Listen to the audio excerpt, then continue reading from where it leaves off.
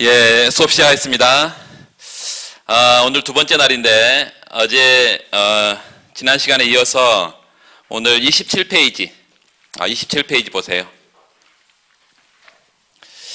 27페이지 이제 국제무역에 대해서 이제 본격적으로 좀 들어갈 텐데, 여기도 뭐 모형이 나와 있는 게 아니고 뭐 개괄적인 내용이 좀 나와 있습니다.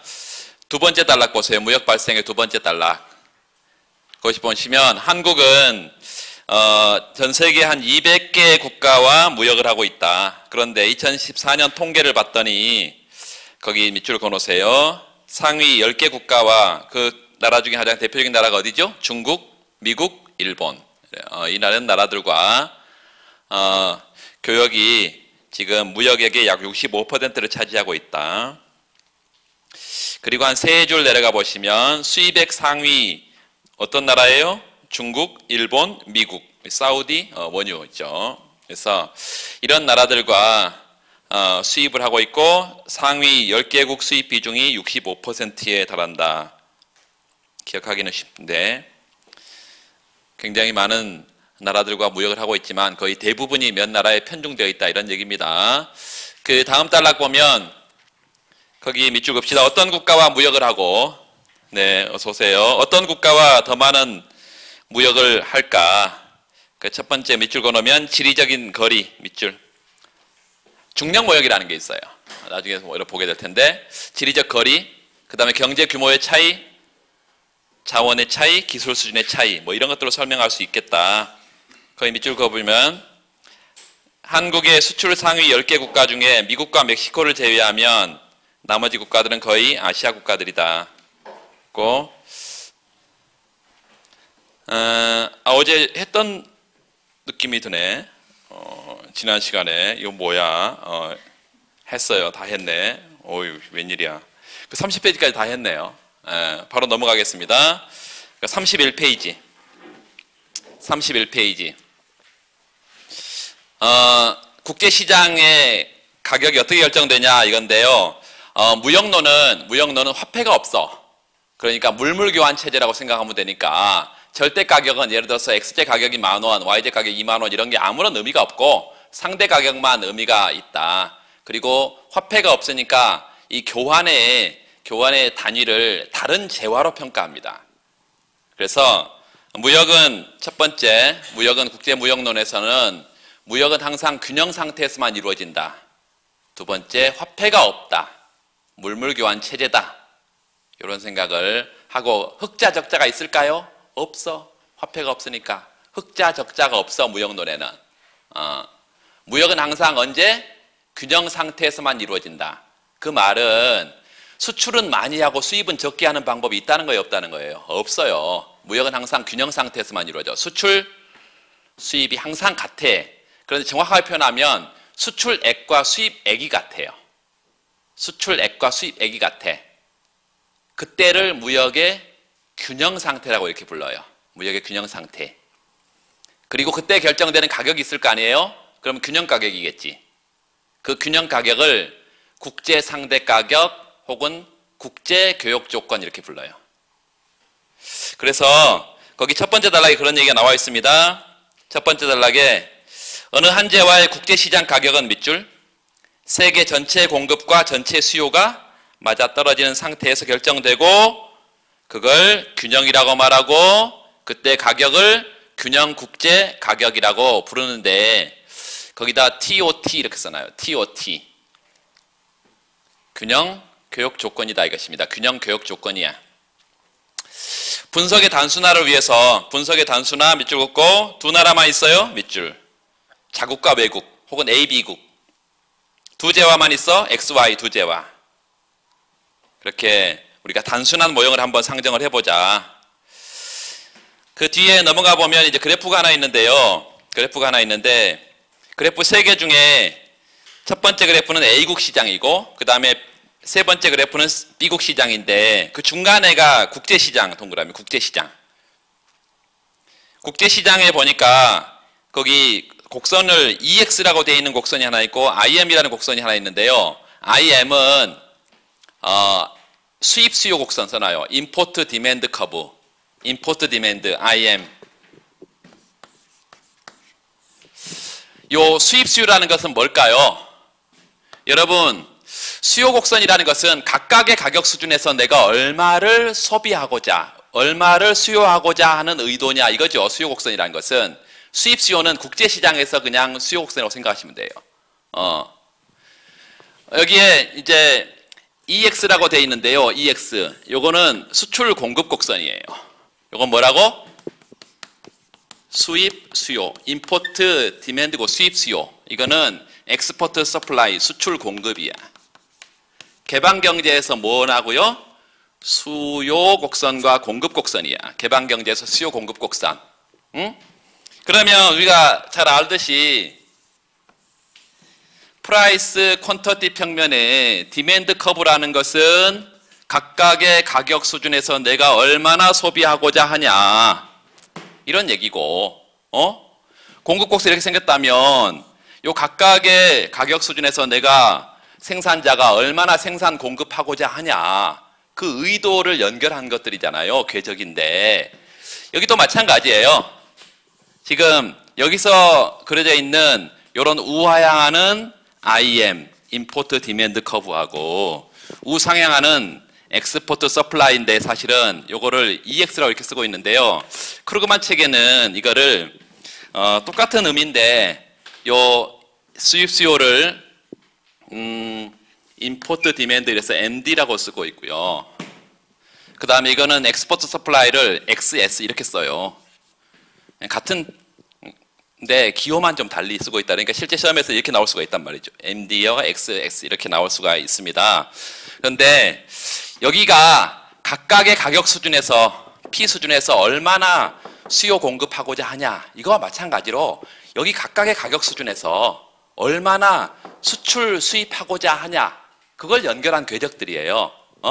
그러니까 여기는 이제 절대 가격이 아니라 상대 가격만 의미가 있다 그랬잖아요. 그래서 이게 PY분의 PX 이렇게 쓸 수 있고 이제 이거를 YJ를 수입재, XJ를 수출재라고 우리가 가정을 하게 되면 뭐라고 한다고요? XJ를 수출재라고 하고 YJ를 수입재라고 우리가 가정을 일단 하면 단순하게 보기 위해서요. 이게 단순하게 보기 위해서 이렇게 가정을 하게 되면 이게 수입재 분의 수출재 이게 뭐냐면 교역 조건이라는 거예요. 국제시장에서 교역 조건을 간단하게 이렇게 P, 인터내셔널 프라이스 이렇게 상대 가격을 그냥 절대 가격 비슷하게 이렇게 씁니다.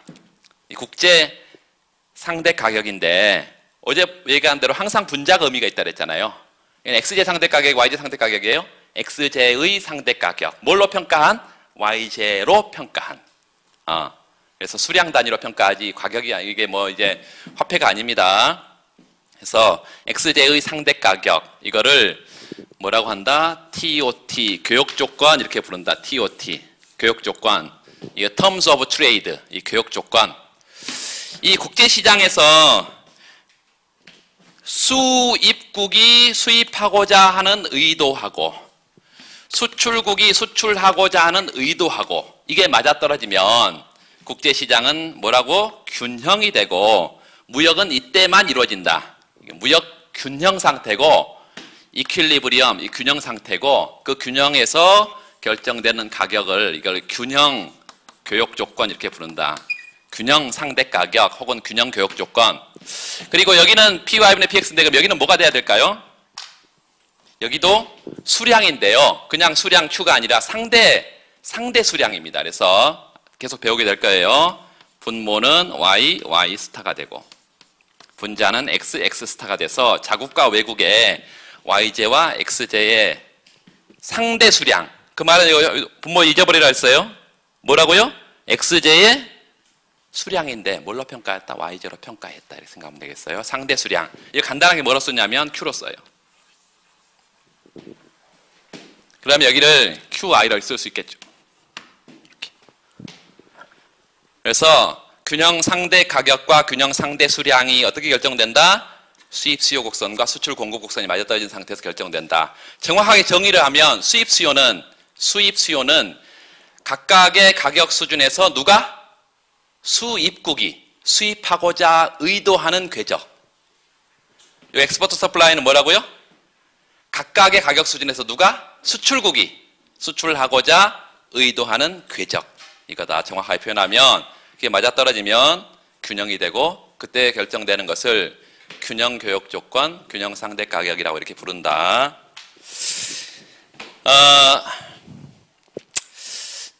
어제 지난 시간하고 이번에 나간 거기 연습 문제나 이런 데 보면 이걸 이제 도출하는 거 이런 것들이 다 나와 있고요. 거기도 자세한 내용들이 또 나와 있으니까 보시면 되겠고 2.8을 좀 보세요. 2.8 33페이지 2.8 거기 EX, EX, X 뭐 이렇게 되어 있는 것을 수출액 써놓고 오른쪽에 PY, IMY 이렇게 되어 있는 거 수입액 그리고 그 첫 줄에 국가의 무역 균형의 동그라미 각 국가의 무역 균형 한 국가의 무역 균형은 언제 수출액과 수입액이 같을 때 결정된다 이런 얘기예요. 그 뒤에는 두 번째 단락은 그 다음으로 국제시장 가격의 변화에 대해서 알아보자. 이거 쉬워요. 국제시장 가격의 변화 밑줄 그어놓고 언제 변한다고 이게? 요 수입 수요가 변하거나 수출 공급이 변하면 가격이 변하겠죠? 예를 들어서 수입 수요가 늘었어. 한 나라의 수입 수요가. 국제시장 가격이 올라갈 것이고요.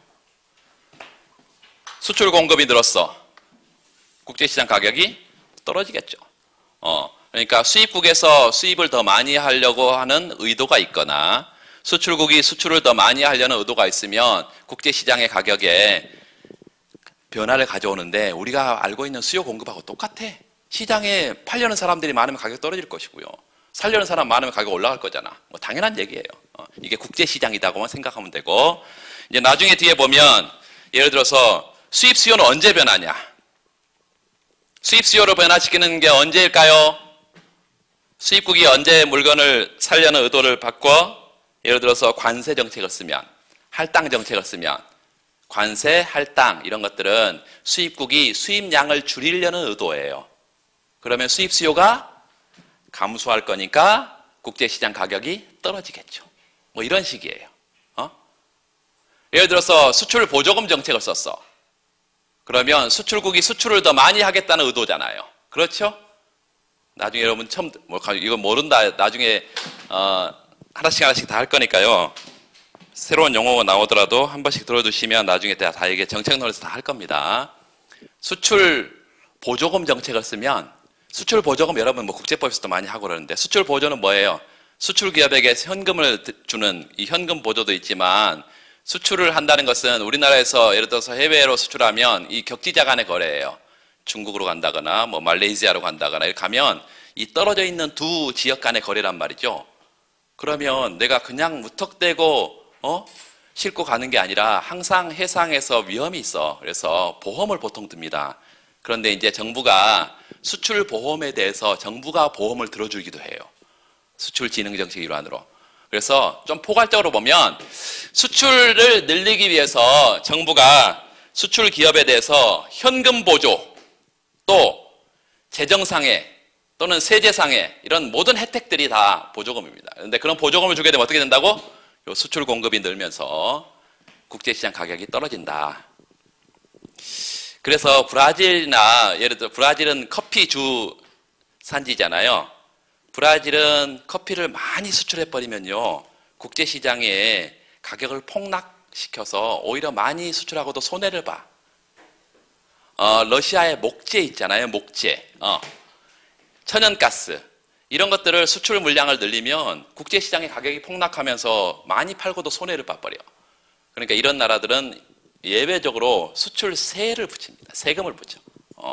그런 나라들도 있어요. 그러니까 여러분이 그걸 수출 관세라고 그러는데 관세는 항상 수입국에만 붙인다고 생각하면 오산이고 수출 관세도 있습니다. 중국의 히토류 많이 들었죠? 히토류 이런 것들. 그런 게 나중에 이제 통합 논술을 여러분 하게 되면 외시 하시는 분들 꽤 많이 있는데 통합 논술을 하게 되면 그런 것들이 다 나옵니다. 그래서 그냥 그 2.33페이지 그 밑에는 그냥 한번 읽어보면 돼요. 읽기 싫으면 안 읽어도 되겠습니다.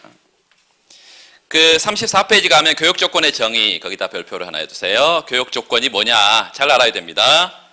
이 교육 조건은 굉장히 중요하고 나중에 오퍼곡선 분석을 굉장히 어려워합니다. 그런데 오퍼곡선 분석이 이 교역 조건이 핵심이에요. 일단 밑줄 그으세요. 어떤 국가가 무역으로부터 얼마만큼 이득을 얻느냐.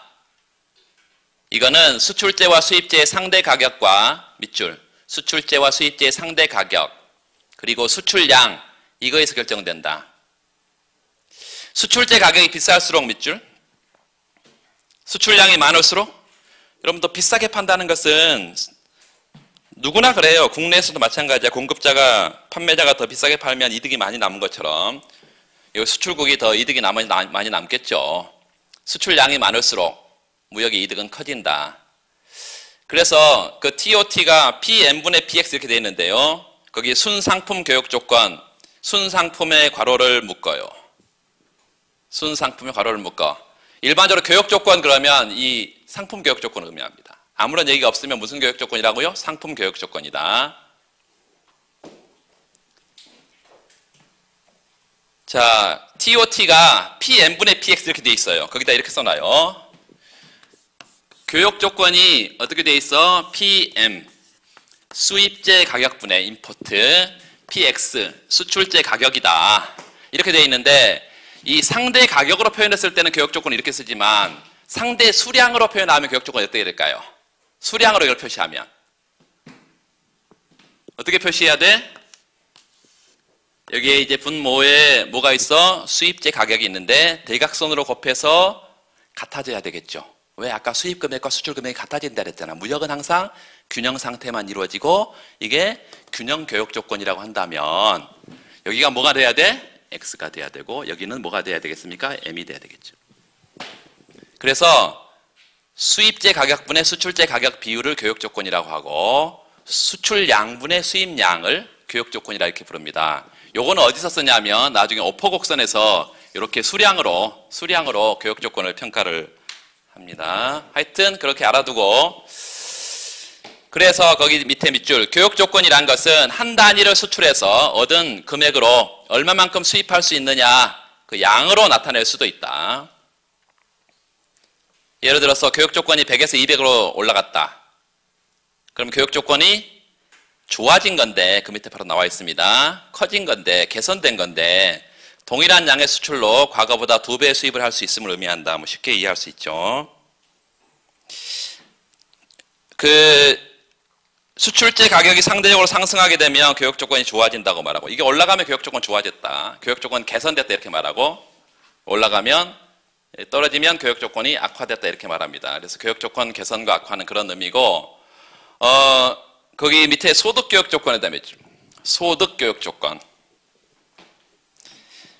교역 조건이 일정하더라도 수출량이 증가하면 밑줄, 수입할 수 있는 양이 커지는데 수출량과 교역 조건을 함께 고려하게 되면 이걸 소득 교역 조건이다. Income Terms of Trade다 이렇게 부르는데, 이 소득 교역 조건은 반드시 소득이라는 단어가 생략이 안 됩니다. 항상 붙어 있어.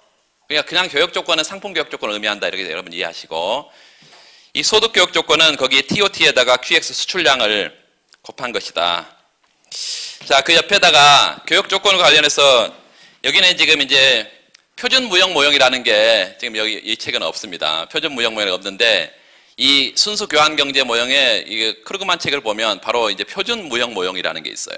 그 표준 무역 모형은 교역 조건을 결정하는 아주 중요한 모형인데, 그 표준 무역 모형이 이렇게 생겼습니다. 여기에 지금 엑스포트 서플라이와 임포트 디맨드를 이렇게 그렸는데 요거 똑같아요.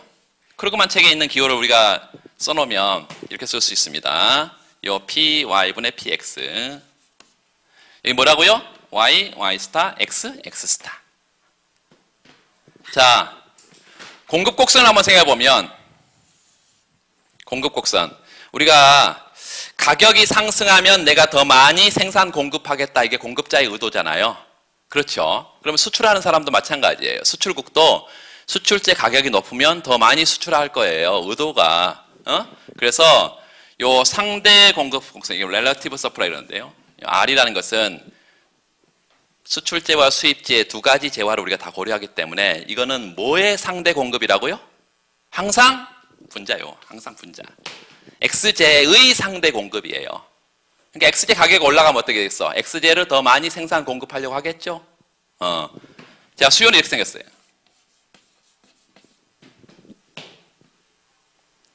수요가 가격이 XJ 가격이 높아지면 XJ 수요를 줄이겠잖아요. 그렇잖아요? 그런 것처럼 이 상대 수요도 XJ 상대 수요도 가격이 높으면 더 줄일 거예요. 그래서 여기 써놔요. 상대 공급, 상대 수요, 곡선이 맞아떨어지면 균형 상대 가격이 결정되고 그게 균형 교역 조건이다. Terms of Trade. 균형 교역 조건이다. 이게 이제 표준 무역 모형의 전형적인 형태인데 나중에 생산 가능 곡선 여러분 공부를 하고 그 다음에 생산 패턴이 변하게 되면 이 가격이 어떻게 변하는지 그런 것들을 보는 게 표준 무역 모형입니다. 뭐 어렵지 않아요. 단순해요. 단순한데 일단 지난 시간하고 이번 나간 자료에는 다 표준 무역 모형이 또 있습니다. 나중에 뒤에서 하게 될 거고 중요한 것은 이 교역 조건을 변화시키는 요인들을 우리가 좀 알아둬야 되는데 그 옆에 써봤어요. 국제 수지론에서 교역 조건을 변화시키는 첫 번째 요인은 환율입니다. 환율. 첫 번째 요인은 뭐라고요? 환율이에요. 환율. Exchange rate. 이 환율인데 여러분 이것만 일단 환율로는 지금 들어갈 수가 없으니까 환율이 이렇게 올라가면요. 환율이 올라간다는 것은 항상 환율은 외화 표시하고 자국 통화 표시 두 가지가 있는데요. 자국 통화 표시 환율은 우리나라의 경우는 원달러 환율이라고 이렇게 불러요. 환율이 상승하면 자국 통화 가치가 값이 싸집니다. 값이 싸져요. 일대 이제 처음 하신 분들은 어렵게 생각할 필요가 전혀 없고 환율이 상승하면 우리나라 통화 가치가 싸진다 이렇게 생각하면 돼. 1대 1000에서 1대 1100으로 가는 거 이런 게 이제 1달러당 예전에는 1000원만 주면 됐었는데 1달러 얻으려면 1100원 줘야 된다. 뭐 이런 식이에요. 환율이 상승하는 것은. 환율이 상승하면 경상수지가 개선됩니다. NX는 네트 엑스포트 그래서 경상수지예요. 순수출이에요. 그래서 이 경상수지 처음 들어보실 건데 경상수지가 개선된다 이렇게 생각하면 수출이 잘 된다 이렇게 생각하면 돼요. 값이 싸면 우리나라 제품의 값이 싸지면 수출이 잘 되는데 이 화폐 가치가 그걸 결정해요. 그런데 중요한 것은 환율이 상승한다면 경상수지는 개선된다 이게 결론인데 왜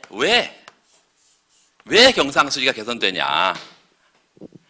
자국의 수출품이 상대적으로 저렴해지기 때문에 값이 싸지기 때문에 수출이 느는 거예요. 값이 싸지기 때문에. 그러면 교역 조건은 뭐였어? 교역 조건은 요 수입제 가격분의 수출제 가격이란 말이죠. 뭐가 싸진다고? 수출 제품의 가격이 싸지니까 수출이 잘 된다고. 요게 싸지니까 수출이 잘 돼. 그러면 아까 교역 조건은 올라갈 수도 있고 떨어질 수도 있다는데 이게 떨어질 거 아니에요. 이게 교역 조건의 악화입니다. 그러니까 환율 상승하면 수출 잘 돼서 경상수지가 개선된다는 걸 모르는 사람이 없어. 그런데 교역 조건 악화 때문에 경상수지가 개선된다는 걸 모르는 사람이 많아. 교역 조건이 악화되기 때문에 수출 제품이 값이 싸져서 경상수지가 개선되는 거예요. 일단 교역 조건에 대해서 여러분 이런 걸 하나 알아두고 두 번째는 관세라는 것을 한번 생각을 해보면 관세는 교역 조건이 개선됩니다. 결론이 TOT 교역 조건이 개선돼요. 그런데 관세는 경제 규모가 크냐 작냐에 따라서 경제 규모가 작으면 교역 조건에 아무런 영향을 주지 못하고 교역 조건이 영향을 주는 나라는 경제 규모가 큰 나라다 이렇게 생각해 두세요. 왜 교역 조건이 개선되느냐? 이거는 이제 좀 들어가면 좀 복잡해진데 사실은 내가 관세를 붙였다는 것은 수입을 적게 하겠다는 의도고 적게 하겠다는 의도는 국제시장에서 이제 수출하는 사람들이 이 나라의 수출을 못하고 국제시장에서 수출재가 남아돈다는 거예요. 이 나라의 수입재가 어떻게 돼? 남아돌아. 어디에서? 국제시장에서. 그러니까 이게 임포트분의 요 엑스포트 이건데요. 이걸 국제시장 가격이라고 생각해 보면, 국제 가격 생각해 보면, 관세를 통해서, 수입 관세를 통해서 뭘 하게 되면, 수입을 줄이게 되면, 국제시장에 남아돌아, 국제시장에 남아돌아, 이 초과 공급 상태로 가요. 뭐가? 수입재가. 값이 싸져, 이게. 모르시면 쉬는 시간에 또 물어보시면 됩니다. 수입하는 나라가 새 관세를 붙이면 이 관세선을 통과해서 들어오는 수입 물량이 작아져. 그러면 국제시장에서 남아돌아. 그러니까 많으면 항상 값이 지천에 널려있으면 항상 값이 떨어진단 말이죠. 그 떨어지는 게 수입재야. 그러면 요거는 올라가죠.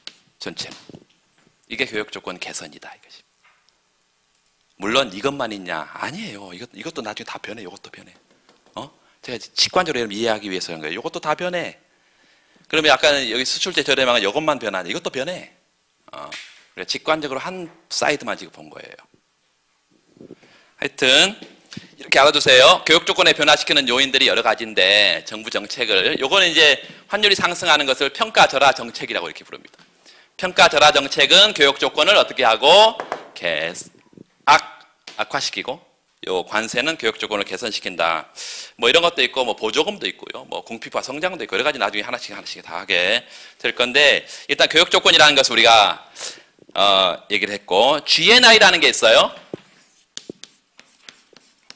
지난번에 나왔었는데 용어만 나왔는데 GNI. 이 GNI라는 것은 Gross National Income이야. 국민 총소득이에요. 국민 총소득. 국민 총소득은 써놔요. 요 GDP가 국내 총생산이죠. Domestic Product.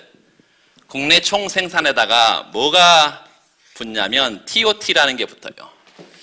TOT는 교육 조건이고요. 교육 조건 변화에 따른 요거의 변화에 따른 이득과 손실, 손익, 손실 이게 이익과 손실, 이익, 손익인데 간단하게 이익과 손실, 교육 조건 변화에 따른 이익과 손실 이게 반영이 되고요. 그 다음에 해외 순수치 요소 소득, 순수치 요소 소득 이런 것들이 반영이 됩니다. 그래서 개방경제에서는 이 교육 조건이라는 게 굉장히 중요하기 때문에 GDP가 경제 전체로 국내 총생산이 늘었어. 그런데 교육 조건 악화폭이 더 커버리면요. 오히려 국민의 후생 수준은 떨어져 버립니다. 그러니까 경제가 성장하는 것도 좋지만 이 교육 조건 악화폭이 커버리면 오히려 국민들의 후생은 떨어져 버려서 더 못 살게 된다 이것입니다. 그래서 개방경제에서 중요한 이 소득 지표가 GNI라는 것을 알아두고 한국의 교육 조건 얘기가 나왔는데 35페이지 왜 이렇게 더워요? 35페이지 너무 시끄러운데 켜면 세 번째 줄에 73년, 74년 거기 밑줄 그어놓으세요. 1차 5.1 파동이 있었고 79년 2차 5.1 파동이 있었고 이때 교육 조건이 크게 악화됐다. 왜 악화됐을까요? 수입재 가격이 비싸지니까. 원유 파동이 있으면 원유를 사와야 되잖아요. 그래서 수입재 가격이 비싸지니까 교육 조건이 크게 악화됐고 그 이후로는 대체 안정적인 모습인데 95년 이후에 교육 조건이 지속적으로 나빠지고 있다. 그 교육 조건은 무슨 교육 조건? 상품 교육 조건이고 한국의 2012년 교육 조건은 62로 95년도에 비해서 절반 이하로 떨어지고 있다. 반면에 거기 소득 교육 조건, 소득이라는 단어를 붙이고 있죠? 교육 조건은 빠르게 상승하고 있다. 왜 상품 교육 조건은 떨어지는데 소득 교육 조건은 올라가요?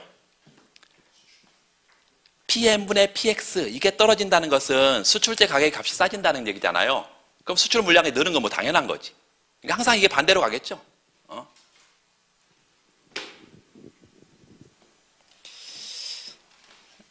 그 도표가 밑에 잘 나와 있고 36페이지 가보시면 36페이지 두 번째 단락에 거기 밑줄 그어놓으세요. 1995년 이후에 한국의 교육 조건의 악화의 요인이 나와 있는데 무역 구조의 특성에서 찾을 수 있다. 한국은 중화학 제품의 수출 비중이 80%를 웃돌고 있고 원자재 수입 비중이 50% 정도를 차지하고 있다.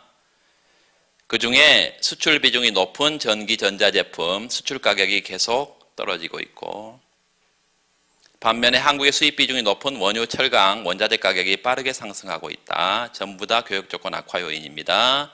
이처럼 밑줄 우리의 주요 수출품인 IT 제품의 수출 가격이 계속 떨어지고 있고 주요 수입품인 원자재 가격이 빠르게 상승하고 있기 때문에 교육 조건이 지속적으로 떨어지고 있다라고 해석이 된다.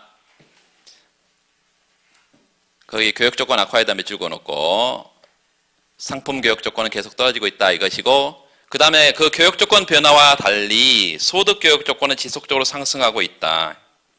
그 데이터는 필요 없겠습니다.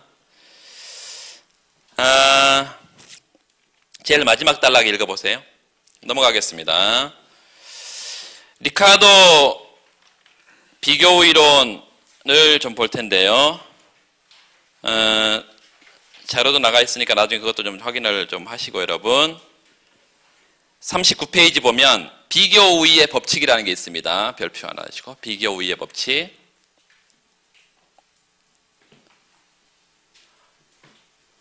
거기 그 리모컨이 거기 있어요? 아 거기 있어요? 좀 켜주세요. 더워서 안 되겠네.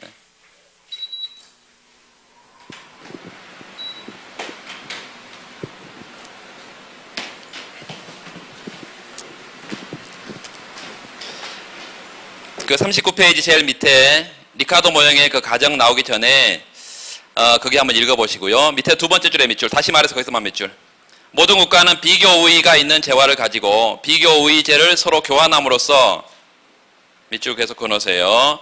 모두 무역을 이익을 얻는다. 이게 비교 우위의 법칙이다. 뒤에 절대 우위, 비교 우위 이런 얘기가 다 나오고 있습니다. 그 뒤에 비교 우위의 법칙을 설명하기 위해서 리카도 모형의 기본 가정, 동그라미, 가정 그 위에다가 2x 2x1 이 국, 이 재화, 1요소 이게 2x 2x1 이게 리카도 모형입니다. 첫째, 노동만이 유일한 생산 요소다 밑줄. 리카도는 자본 없어요. 노동만 있어요. 또 노동 투입량에 의해서 재화의 가치가 결정되는 노동 가치서를 가정한다. 이게 뒤에서 자세히 얘기하겠지만 재화의 가격이 뭐에서 결정되냐면요. 재화의 가격이 노동의 임금하고요. 임금 그리고 예를 들어서 이게 X제 가격이라면 X제 AX는 뭐냐면 이게 이제 굉장히 이 김신행제가 발이 빠른 게 뭐냐면 이게 전판만 해도 그냥 AX, AY 이렇게 썼단 말이죠. AX, AY는 뭐예요? X제 한 단위 뒤에서 하겠습니다. 단위 노동 소요량인데 X제 한 단위 생산에 필요한 노동량이에요. 단위 노동 소요량. 요 Y는 뭐라고? Y제 한 단위 생산에 필요한 노동량. 이건데 재작년에 이제 외교원에서 크루그만에 있는 문제가 그대로 나왔단 말이죠. 근데 크루그만 책에는 이렇게 단위 노동 소요량을 정의하지 않고 예컨대 ALX 이렇게 써. ALY 이렇게 써. 노동밖에 없으니까 L 쓰나 안 쓰나 뭐 똑같잖아요. 그런데 크루그만 책에 이렇게 돼 있어. 정의가.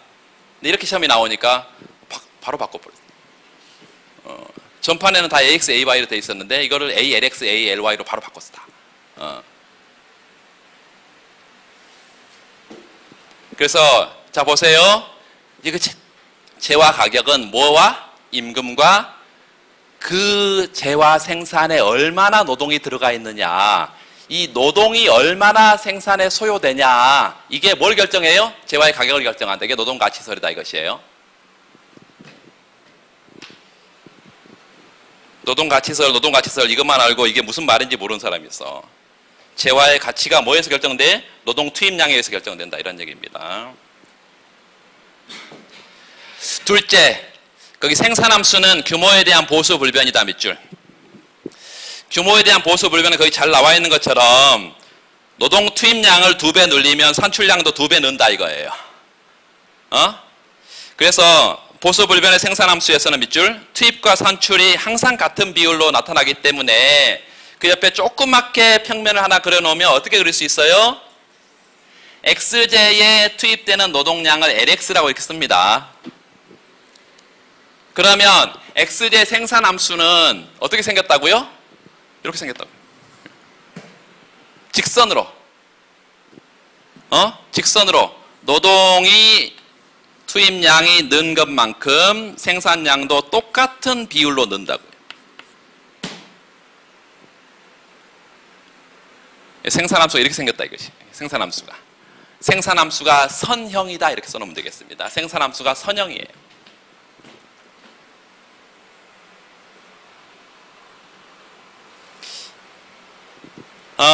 그 다음에 이제 노동 소요량이라는 단어 정의를 하고 있습니다. 이게 굉장히 중요한 용어예요. 이 기호가 중요해, 리카르도 모형에서는. 그리고 그게 또 처음 공부하는 사람으로서는 좀 어렵기도 합니다. 기호를 다 알아야 되니까. 조금 인내심이 필요해. 여기서는 거기 표 3-1의 숫자들은 밑줄 그으세요. 재화 한 단위 생산에 필요한 노동량, 즉 단위 노동 투입량, 단위 노동 소요량을 나타낸다. 그 옆에다가 단위 노동 투입량 그 옆에다 뭐라고 써놔? ALX, ALY 이런 거 써놔요. ALX, ALY. 이게 뭐라고? XJ의 한 단위 생산에 필요한 노동량, YJ 한 단위 생산에 필요한 노동량. 이게 단위 노동 소요량이다. 자, 거기 위에 도표를 한번 볼까요? 오른쪽에 도표를 보면 기계와 직물 XYZ라고 이렇게 봤네요. 그리고 A국과 B국이 있는데 거기 기계를 XJ를 횡으로 한번 다 보세요. 어떻게 해석이 되냐면 A국에서는 XJ 한 단위 생산에 몇 단위 노동이 필요하다? 2단위의 노동이 필요하다. 그 다음에 B국에서는 8단위의 노동이 필요하다 이거예요? 그렇죠. 그 다음에 YJ 직물 생산에서는 A국에서는 3단위 노동이 필요하고 그 다음에 B국에서는 4단위의 노동이 필요하다. 지금 이 얘기입니다. 그걸 이제 주고 있고 거기 PY분의 PX 이렇게 되어 있는데요. PY분의 PX 그 옆에 써놔요. XJ의 상대 가격, XJ의 상대 가격,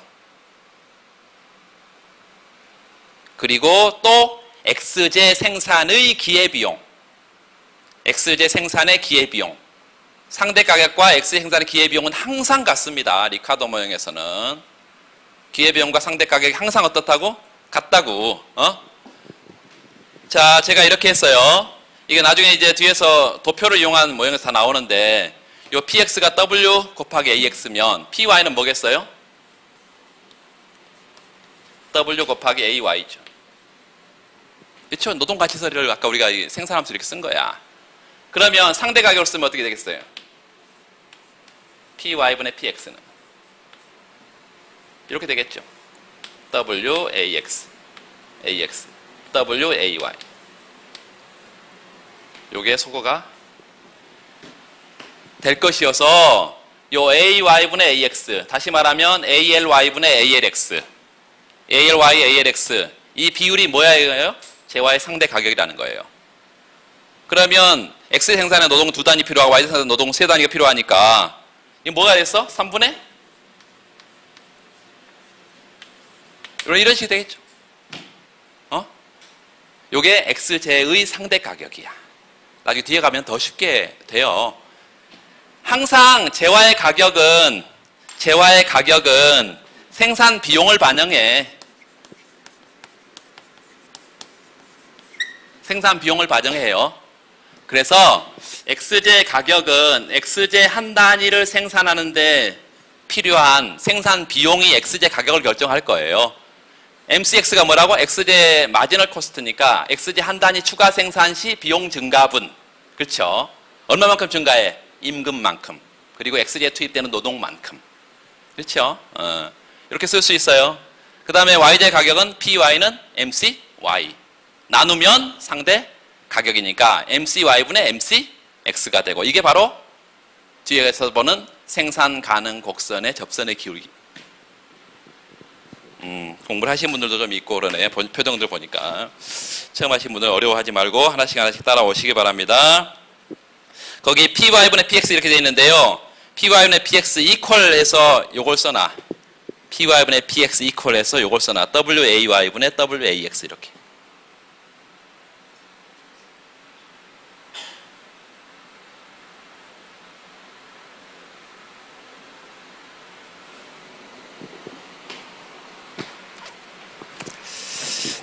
그리고 그 표를 기초로 왼쪽을 조금만 읽어보겠습니다.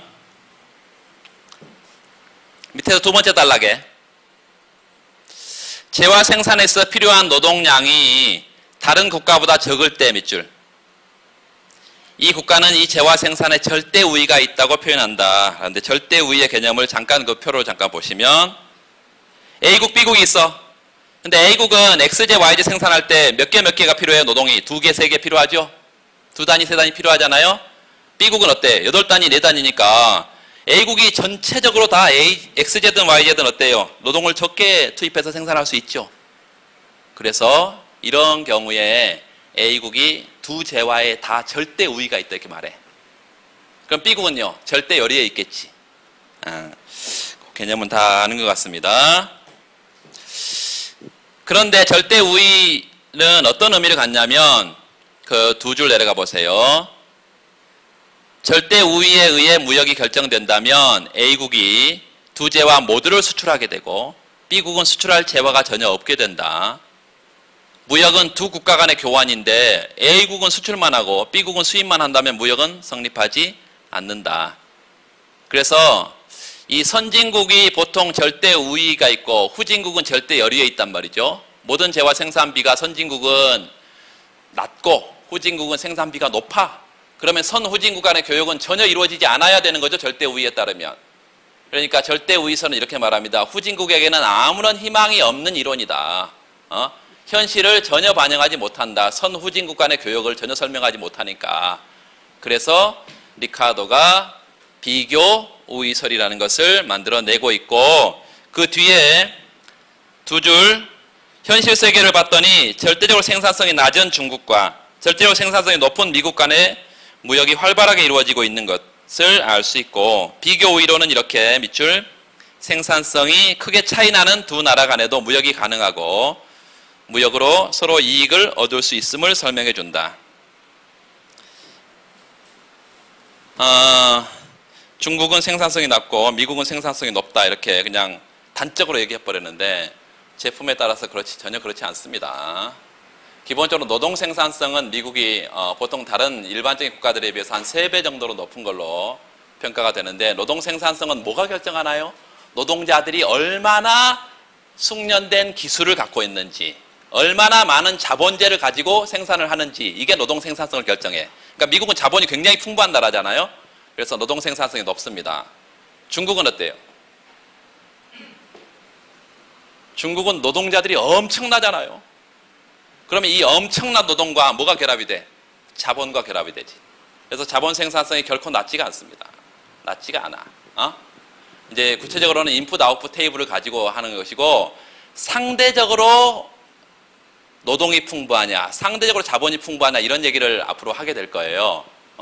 그래서 우리가 전반적으로 생산성이 노동 생산성과 자본 생산성이 미국이 높다 이렇게 단적으로 얘기하고 있는데 이 중국이 예전에는 부가가치가 낮은 저가 상품들을 많이 수출했다고 하면 최근에는 메이드 인 차이나로 불리는 제품들이 굉장히 자본 집약제가 많이 생산 수출이 됩니다. 왜? 일본 다국적 기업도 중국에, 유럽의 기업도 중국에, 미국의 기업도 여러분 아이폰이 어디서 생산돼요? 대만? 이런 데 생산된단 말이죠. 자국에 생산 안 해. 그러니까 중국에서 이 직접 투자가 많이 이루어지고 있고 중국에서 메이드 인 차이나로 팔리는 제품들은 다 중국 제품인 거예요.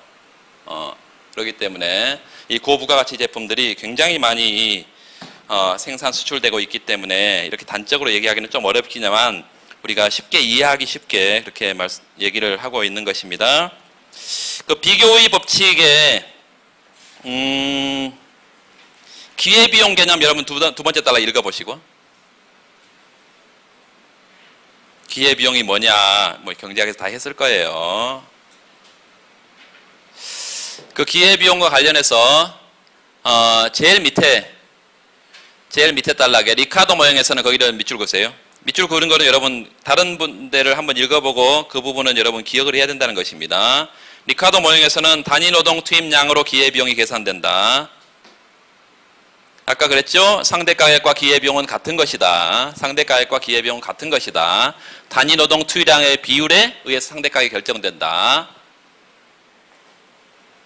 X제 기회비용은 X제 단위 노동 투입량과 Y제 단위 노동 투입량의 비율로 결정된다. 그 옆에다가 ALY분의 ALX 써놔. ALY분의 ALX.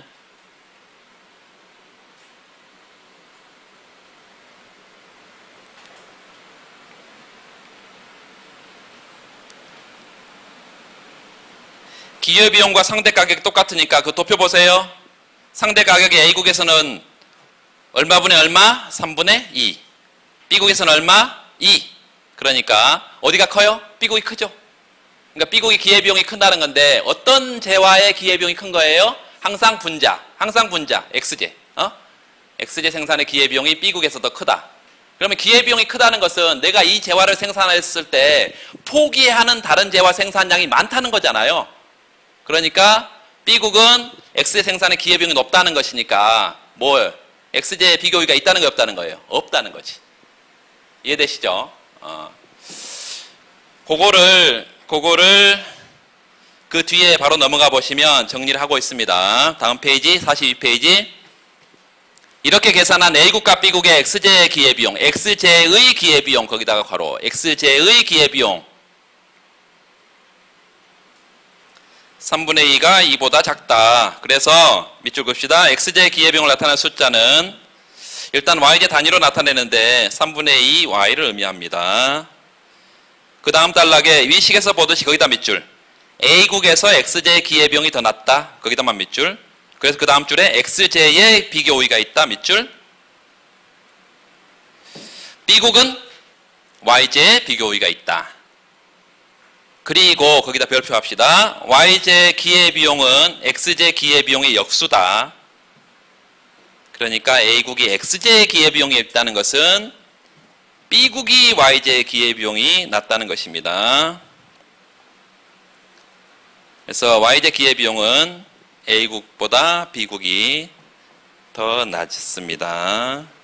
이처럼 한 나라가 어떤 재화의 비교 우위를 갖게 되면 상대 국가는 반드시 다른 재화의 또 비교 우위를 갖게 돼서 이 비교 우위로는 뭐예요? 밑에 써요. 비교 우위로는 무역에 참가하는 국가들이 자국의 비교 우위제를 수출하고 비교 열위제를 수입한다는 이론이에요. 무역에 참가하는 국가들이 뭘 수출하고? 비교 우위제를 수출하고 비교 열위제를 수입한다는 이론인데 그 비교 우위는 뭐가 결정하냐? 라고 물어보면 리카도 모형에서는 뭐가 결정해요? 뭐가 결정한다고? 단위 노동 소요량. 요게 결정을 해.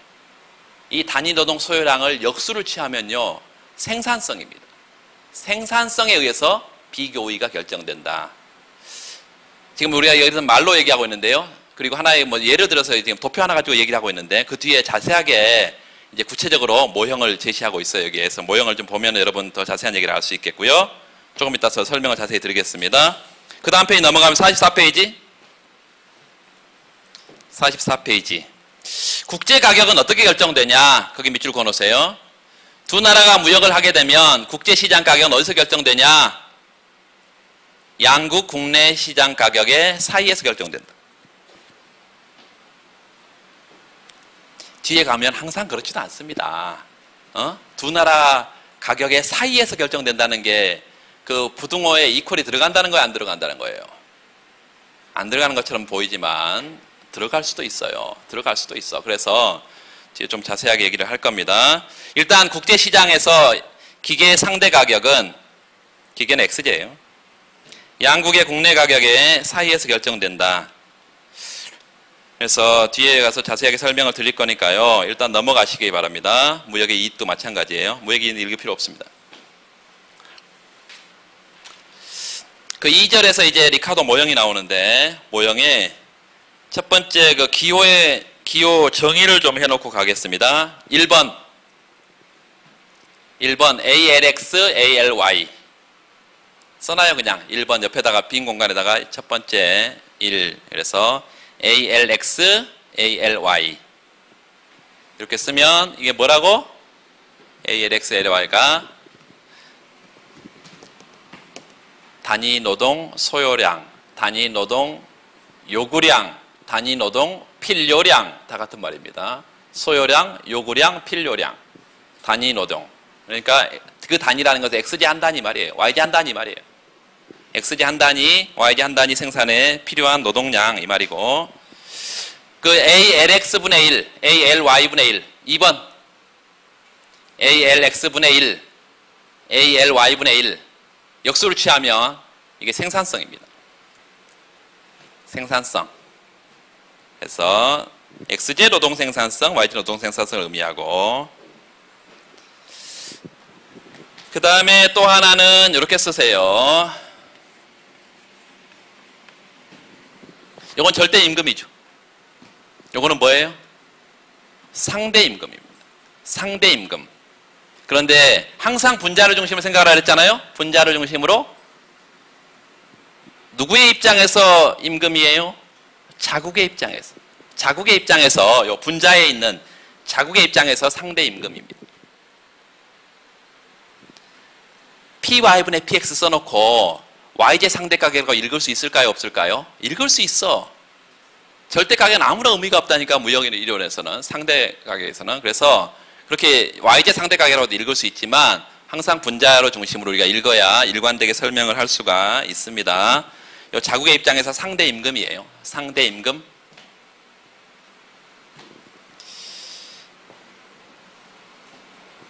그 다음에 그게 3번인가요? 4번에서 PX는 WAX 이렇게 써놔. PY는 WAY 이렇게 써놔요. PX는 W 곱하기 AX, AX가 ALX입니다.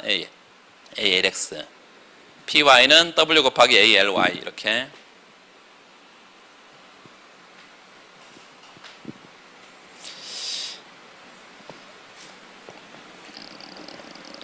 그래서 그걸 표로 정리한 게 표 3-3인데 그 ALX, ALY 그 다음에 그 총 노동 부존량이 A국에서는 L이고 B국에서는 L 스타 이렇게 되어 있습니다. 이걸 가지고 이제 얘기를 좀 잠깐 할 텐데요. 그 그림 3-1 옆에 그 위에다가 수식을 한 3개 정도 적겠습니다. 쭉 설명을 다 하고 있어 거기서. 그래서 수식을 3개만 적을 거예요 거기.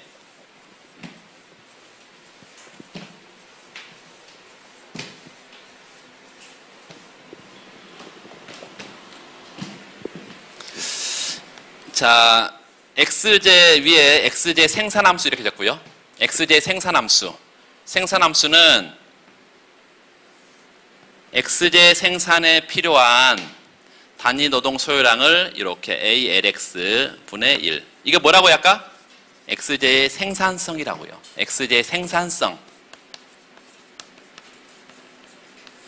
그리고 XJ를 얼마나 생산할 건가는 XJ에 투입되는 노동량이 결정하겠죠? 그래서 투입 노동량. 이게 XJ의 생산 함수예요. 그럼 YJ도 똑같이 쓸 수 있겠죠? YJ도. 여기 ALY, 이렇게 분의 1. YJ의 생산성에다가 곱하기 뭐요? LY. 그러면 YJ에 투입되는 노동량 곱하면 이게 XYJ의 생산 함수예요.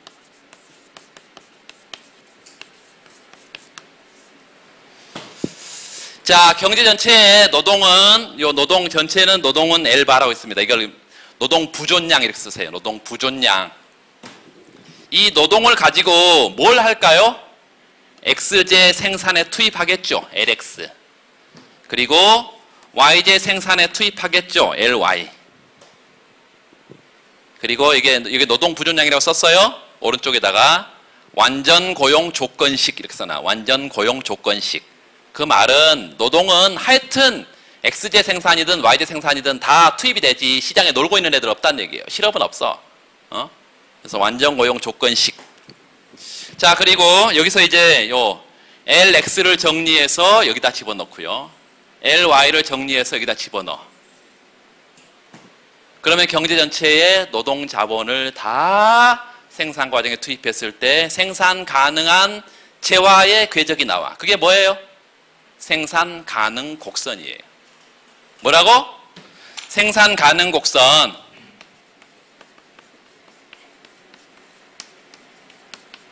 이게 프로덕션 파서빌리티 커브인데 이 프로덕션 파서빌리티 커브는 여기 LX로 정리하면 뭐예요? X 곱하기 ALX죠. LY로 정리하면 Y 곱하기 ALY지. 그래서 경제전체 L반은 ALX에다가 뭘 곱하고 X를 곱하고요. 여기 ALY에다가 뭘 곱해? Y를 곱해. 예전에는 요 L이라는 걸 안 쓰니까 수식이 조금 더 단순하게 보였는데, 뭐 똑같은 내용인데 단순하게 보였는데 뭐 L을 넣으니까 조금 더 복잡해 보이는 것만 있어요. 근데 이제 크루그만 책에는 요 XY제라고 또 쓰지 않고 AB제라고 또 줍니다. 그럼 기호가 실제 시험이 AB제로 이렇게 나왔어. 그러니까 쓰다가 갑자기 막 XY 갔다가 또 AB로 왔다가 뭐 이런 사람들이 많아가지고 자기도 당황스럽고. 그러니까 여러분이 이제 그런 것들은 이제 순발력이 있어야 됩니다. 시험에서 주는 기호를 써야 되지, 니만 자기 맘대로 쓰면 안 돼. 나는 이걸 이렇게 보겠다. 이거는 시험에서 아무것도 안 줬을 때 자기가 그렇게 쓰는 거지. 시험에서 주면 그걸 그대로 써야 됩니다. 요거 정리하면 이렇게 쓸 수 있어. Y는 마이너스 여기가요 ALY분의 ALX, 여기가 X 플러스 ALY분의 L바, 이렇게 쓸 수 있어. 요게 자국에서의 생산 가능 곡선이에요. 이 생산 가능 곡선은 어떤 평면에?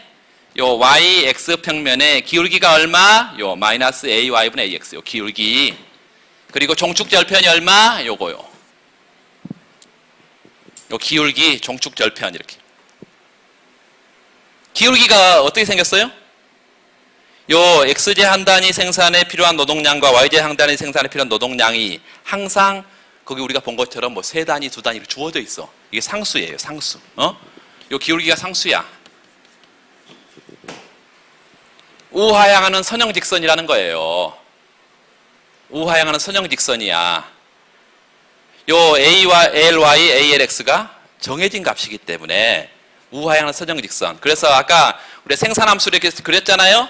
생산함수를 이렇게 그린 것처럼 생산 가능 곡선도 어떻게 생겼다고요? 선형직선이야. 그래서 거기 밑에 나와 있어요. 왼쪽 보세요. 왼쪽. 그 위에다가 요걸 적어놔요.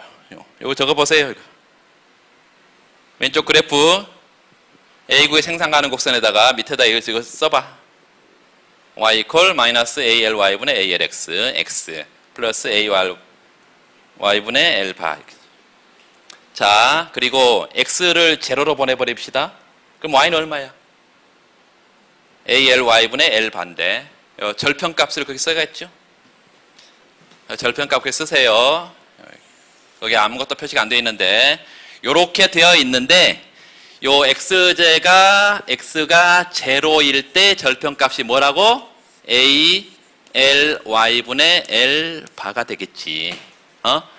그리고 뭘 제로로 보내버리면 요 Y를 제로로 보내버리면 분모 분자가 똑같으니까 ALX분의 L바가 되죠.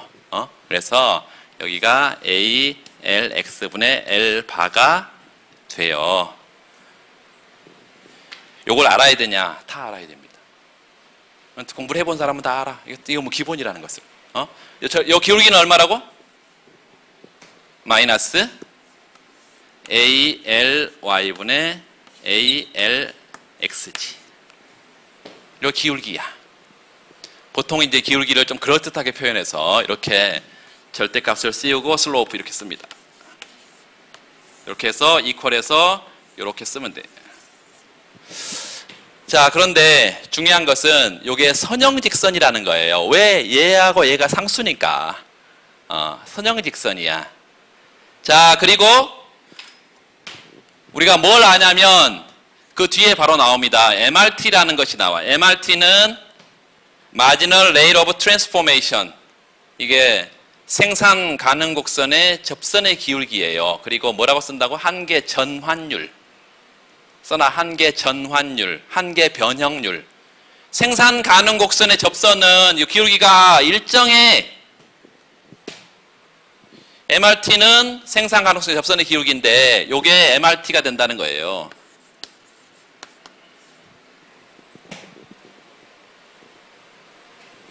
구체적으로 쓰면 이 하첨자를 MRT XY. 이 XY 어느 나라에서요? A국에서요. 이렇게 쓸 수 있습니다. 네, 이 MRT 생산 가능성의 접선의 기울기 MRT는 뭐가 단위 노동 소요량의 비율에 의해서 결정되고 단위 노동 소요량이라는 것은 XJ, YJ 생산에 얼마나 노동이 투입되느냐 그리고 생산이 얼마나 공급되느냐 이걸 의미하기 때문에 공급에 의해서 뭐가 결정돼? 생산 가능 곡선의 접선의 기울기가 결정되고 이 생산 가능 곡선의 접선의 기울기는 바로 뒤에 나오니까 거기다가 제가 체크를 하겠습니다. 자, 넘어가 보세요. 넘어가기 전에 그 3-3 바로 밑에 3-3 바로 밑에 그 3.3 그 옆에다가 생산 가능 곡선이 있고요. 자국의 생산 가능 곡선이 있고 직선이다 밑줄. 이 직선이 생산 가능 곡선인데 기울기가 얼마고 나와 있고요. 이게 X 생산의 기회비용이다. X 생산의 상대 가격이다. 항상 기회비용과 상대 가격이 같은 것이기 때문에 그렇게 쓸 수가 있고요. 뒤에 넘어가 보면 48페이지 한계 전환율이라는 게 나와. 한계 전환율. 한계 전환율은 XJ 한 단위를 더 생산하기 위해 포기해야 하는 YJ 양이다. 나중에 뒤에서 여러분 여러 번 하게 될 것 같지만 일단 요거 하나를 얘기를 해놓고 하겠습니다. 바로 뒤에 이제 핵심 원리에서는 뭐가 나오냐면 MRTS라는 개념이 나오는데요. 어제 우리가 MRS라는 것을 봤어. MRS XY. 이 MRS XY는 뭐라 그랬냐면 무차별 곡선의 접선의 기울기라 그랬어요. 인디퍼런스 커브형 무차별 곡선의 접선의 기울기야. 그런데 그거는 효용이 일정하다는 조건 하에서 내가 XJ 소비를 델타 X만큼 늘리려고 할 때 포기할 용의가 있는 YJ 소비량 이렇게 해서 요거를 뭘로 쓸 수 있다 그랬냐면 한계 효용의 비율로 쓸 수 있다 그랬습니다. 한계 효용의 비율로 쓸 수 있다 그랬어. 그리고 항상 분자를 중심으로 생각해서 XJ의 주관적인 선호도 XJ를 상대적으로 좋아하는 정도 이 말이란 말이에요. 여기 지금 MRT라는 개념이 나왔어요. MRT XY. MRT라는 것은 여기와 비교해 보면 여기는 무차별 곡선의 접선의 기울기여서 효용이 일정한데 요 생산 가능 곡선의 접선의 기울기인 MRT는 뭐가 일정한 상태에서 도출된 걸까요? MRT는 생산 가능 곡선의 접선의 기울기야. 그러면 이 생산 가능 곡선 2점이나 다 똑같은 게 있는데 뭐가 똑같을까요? 너무 쉬워서 얘기 안 하는 거예요. 생산 비용이 똑같습니다. 경제에 존재하는 뭐예요? 생산 가능 곡선이라는 것은 경제에 존재하는 생산 기술하고 그 다음에 요소를 풀로 완전하게 다 고용했을 때 생산 가능한 궤적이기 때문에 경제에 존재하는 모든 요소를 모든 기술을 투입했기 때문에 생산 비용이 항상 일정합니다. 생산 비용이 일정해. 토탈 코스트가 그 상태에서 XJ 생산을 내가 늘리고자 할 때 얼마나 YJ 생산을 포기해야 되냐. 이게 MRT의 개념이고 MRT는 나중에 뒤에서 한번 여러분 좀 많이 나가고 나면 하겠습니다. MCY분의 MCX로 쓸 수 있습니다. 이건 뭐 그래프 두 개만 갖다 놓고 무차곡선하고 얘기하면 되는데 생산 가능 곡선하고 굳이 지금 안 그래요. 이렇게 한 개 비용의 비율로 쓸 수가 있고 이 한 개 비용의 비율이 여기서는 아까 뭐였어요? XG 한 단위 생산에 필요한 생산 비용이라는 것은 어떻게 생겼어요? 임금에다가 ALX가 여기는 임금에다가 ALY가 이렇게 생겼어. 그래서 요거하고 요거를 제거했더니 ALY분의 ALX는 뭐가 똑같은 거예요? 요거가 똑같은 거잖아 지금.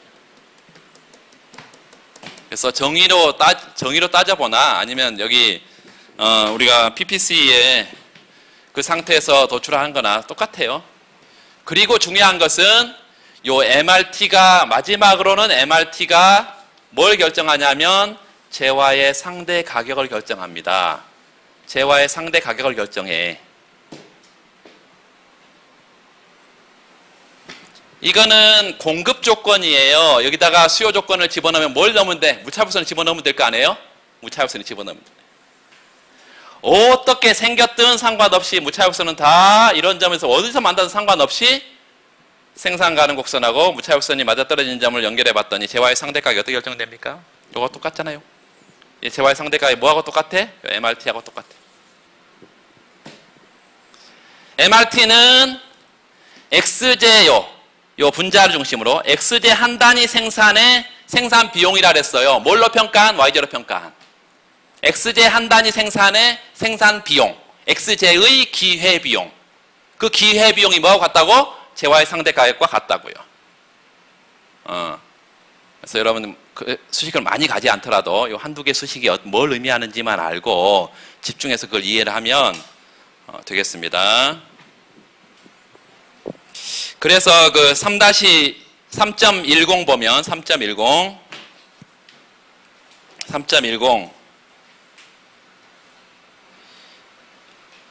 PY분의 PX하고 PY 스타분의 PX 스타 이렇게 보니까 PY분의 PX 자국에 거기 자국의 상대 가격 써놔 왼쪽에는.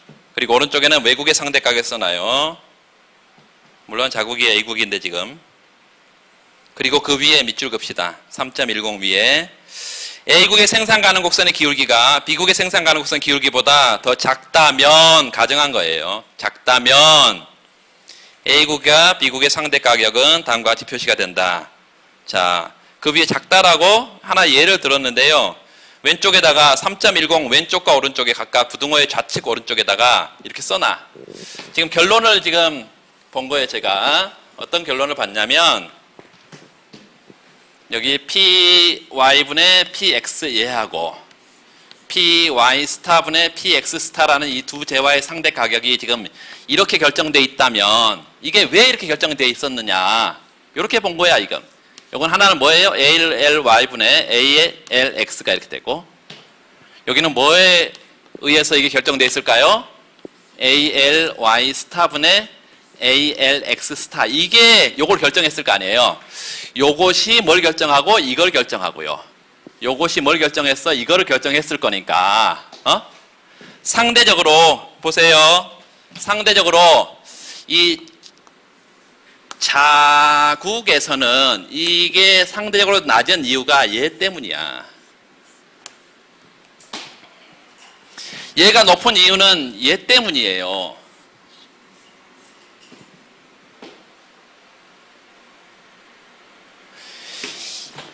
이게 XJ 한 단위의 노동이 적게 투입됐기 때문에 XJ 생산이 값싸게 생산된 거라고요. YJ의 노동이 적게 투입됐기 때문에 YJ가 값싸게 생산된 거라고. 그래서 이렇게 국제시장에서 값싸게 생산되어 있는 재화를 비교 우위재라고 이렇게 불러. 요 비교 우위재라고. 이렇게 비교 우위제냐 비교 열비제냐를 결정하는 것은 뭐예요? 요 단위 노동 소요량의 비율이고 아까 단위 노동 소요량의 비율의 역수를 취하면 뭐라고? 생산성이라고. 그래서 노동 생산성이 뭘 결정했다 밑에 써나? 노동 생산성이 뭘 결정을 해요? 재화의 상대 가격과 비교 우위를 결정한 거예요. 비교 우위의 원천은 어디 있어요? 비교 우위의 원인은 노동 생산성의 국가 간의 차이다 이것입니다. 노동 생산성의 국가 간의 차이다. 요게 리카르도 모형의 L. 우리가 처음에 공부하면 여기까지만 이해를 해도 충분하게 여러분이 이해를 한 것입니다.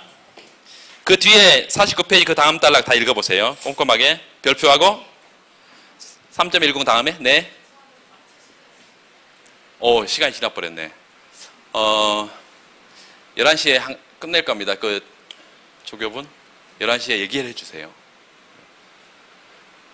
잘못하면 12시까지 할 수도 있어. 네, 오늘 바로 뒤에 이어서 다음 시간에 이어서 할 거니까요. 50페이지부터 다음 시간에 하겠습니다. 수고하셨습니다.